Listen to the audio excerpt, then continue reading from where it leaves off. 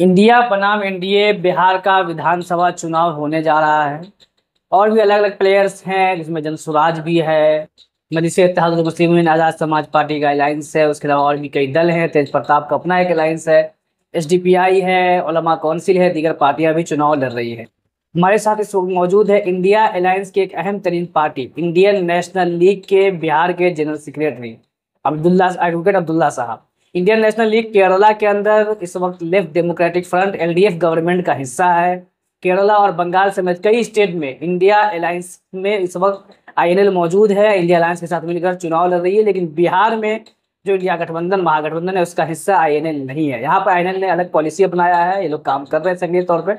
मैं इनकी क्या पॉलिसी है 2025 के विधानसभा चुनाव को लेकर के और आईएनएल की क्या हिस्ट्री है, आईएनएल कायम क्यों हुआ, क्योंकि इंडियन यूनियन मुस्लिम लीग केरला में मौजूद थी और पूरे मुल्क के अंदर यूएमएल की लीडरशिप मौजूद थी, फिर भी आईएनएल क्यों बना, इन तमाम मौजूदात पर हम इनसे बात करने की कोशिश करेंगे। सबसे पहले अब्दुल्ला साहब, आपका इस्तकबाल है इंसाफ टाइम्स पर।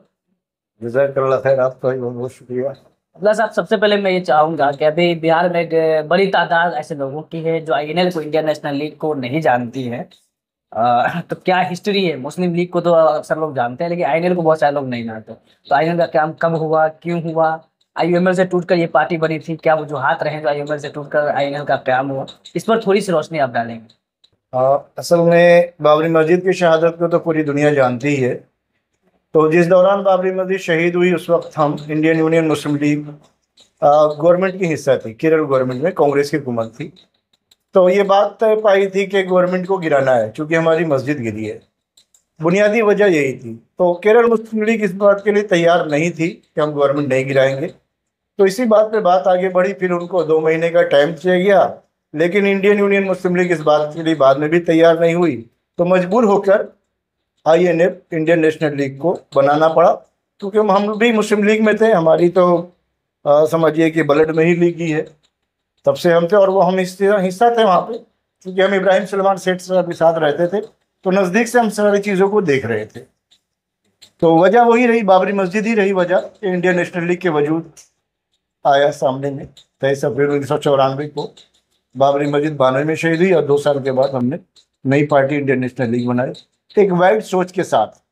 क्योंकि इंडियन यूनियन मुस्लिम लीग नाम रहने से ऐसा लगता था कि लोग जो है सिंगल किसी एक कम्युनिटी की पार्टी है, इसलिए इसको इंडियन नेशनल लीग किया हमने इस मकसद के तहत कि किसी को भी ये ना लगे कि भाई हम जो है किसी पार्टिकुलर कम्युनिटी के लिए। हम ह्यूमैनिटी ग्राउंड पे सियासत करते हैं और ह्यूमैनिटी हमारा सियासत का मेन मकसद है। हमारी सियासत है वो आदम के तमाम औलाद के लिए है। हमारे अंदर जात पात, ऊंच नीच, भेदभाव दूर दूर तक नहीं होता है। और यही वजह है कि आज हम केरल गवर्नमेंट में हैं। तो केरल गवर्नमेंट में तो आपका मिनिस्टर भी है, लेकिन जो बाकी स्टेट्स है, खासकर जो हिंदी बेल्ट है, बिहार है, उत्तर प्रदेश है, आपको बंगाल वगैरह भी, झारखंड है, इधर ये तमाम स्टेट्स, इसमें आईएनएल कितनी सक्रिय है? क्या आपका क्या ताकत है आपके यहाँ पर? देखिए, कमोबेश अब हम कहीं भी जैसे उस पोजीशन में तो नहीं है। बंगाल में हमारी अच्छी पोजीशन है और ये झारखंड में, बिहार में हम कम तादाद में हैं। हम इस पोजीशन में नहीं है किसी से हम जो है सौदेबाजी करें या किसी के साथ लड़ें। और तमाम सेकुलर वोट जो बट रहे हैं इस हद तक, तमाम नाम नेहाद सेकुलर पार्टियां सब के सब कहती तो ये है कि रोकना है, कॉम्युनलिज्म को रोकना है, लेकिन ये लोग ईमानदार नहीं हैं। तो इस चीज़ को देख के हमारी पार्टी ने, इंडियन नेशनल लीग ने स्टेट लेवल पर यह फैसला किया कि हम इलेक्शन नहीं लड़ेंगे, लेकिन लाइक माइंडेड जो लोग हैं और जो लाइक माइंडेड हमारे विचारधारा से मेल खाती है उन पार्टियों को सपोर्ट करेंगे। इसी बुनियाद पर एसडीपीआई है, social democratic party of India, उसको हम बिहार स्टेट में जहाँ भी वो उसकी कैंडिडेट है उसको सपोर्ट करेंगे। फिर एक साहब है डॉक्टर महबूब आलम अंसारी साहब, भारतीय मूवमेंट फ्रंट चलाते हैं, उनकी पार्टी को सपोर्ट करेंगे। उसके अलावा अररिया में एक वेल क्वालिफाइड जो आईएएस थे, मेजर शिवदीप लाड से, वो इलेक्शन लड़ रहे हैं, हम उनको भी सपोर्ट करेंगे।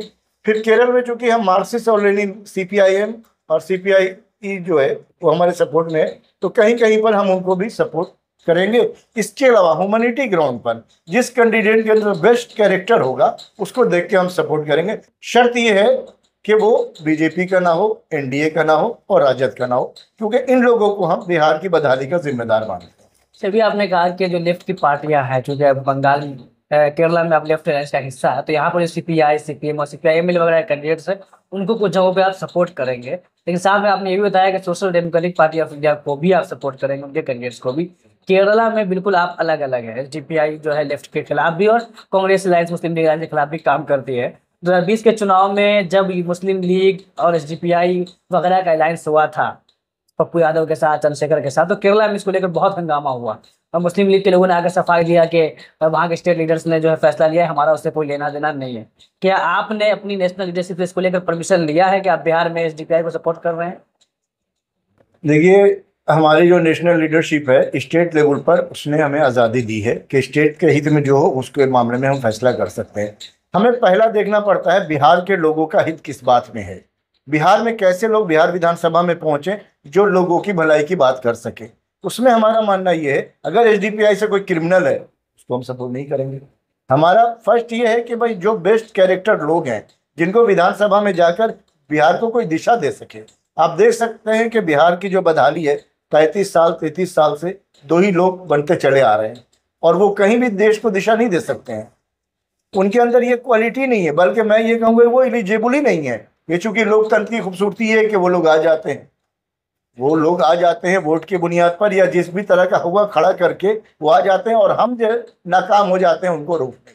लेकिन हम नामुमकिन नहीं है अपनी ज़ात से और ना अल्लाह की ज़ात से। हमारी कोशिश होगी कि इंशाल्लाह ऐसे लोगों को रोका जाए जो बिहार को बदहाली की तरफ ले जा रहे हैं। क्या आप लांडे साहब को भी सपोर्ट कर रहे हैं, आप भारतीय मूवमेंट फ्रंट को सपोर्ट कर रहे हैं, एसडीपीआई को सपोर्ट कर रहे हैं, शायद उलमा काउंसिल से भी कुछ बात आपकी हुई है, तो क्या ये कोशिश नहीं हो सकती थी कि इन तमाम पार्टियों को, क्योंकि तो तमाम पार्टियों के अलग अलग इलाकों में पकड़ है, किसी की 3 सीट पे, किसी की 5 सीट पे अपनी अपनी पकड़ है, तो इन तमाम को एक जगह जमा करके एक फ्रंट की शक्ल दिया जाए, एक मोर्चा बनाया जाए, क्योंकि मोर्चों की सियासत का ये दौर है वहाँ पर। हाँ, मोर्चों की सियासत, इससे हमें कोई शिकायत नहीं है। हमने कभी किसी के लिए मना नहीं किया। हमारा कोई मसला नहीं है कि कोई मतलब आए या कोई करना चाहे तो हम उसको मना कर दें। ऐसी कोई कोशिश हुई है क्या? नहीं, हमारी तरफ से ऐसी कोई कोशिश नहीं हुई है। और जहाँ तक कि उनको एसडीपीआई और लाड से वो हमने रिसर्च किया है कैंडिडेट के ऊपर, जिन लोगों ने भी, जिनकी भी बात हम कर रहे हैं, उन्होंने जो कैंडिडेट दिया है, कैंडिडेट पे हमारा रिसर्च है और इसलिए हम जो है ये कह रहे हैं कि इन लोगों को सपोर्ट करेंगे। आगे क्या इरादा है चुनाव के बाद? चुनाव में तो आप इन लोगों को सपोर्ट कर रहे हैं, चुनाव के बाद आपका क्या इरादा है, किस तरह का रोड मैप है आगे काम के लिए बिहार को लेकर? चुनाव के बाद इंशाल्लाह हम मैदान में हैं और उसके बाद जो है हमारा जो अपना एक तरीका है काम करने का, जो डायरेक्शन है, उसके हिसाब से जिस बुनियाद पर हमने पार्टी कायम की है, इंडियन नेशनल लीग बनी है। इंडियन नेशनल लीग बनने का मकसद ही यही था कि लोगों की भलाई, लोगों के लिए।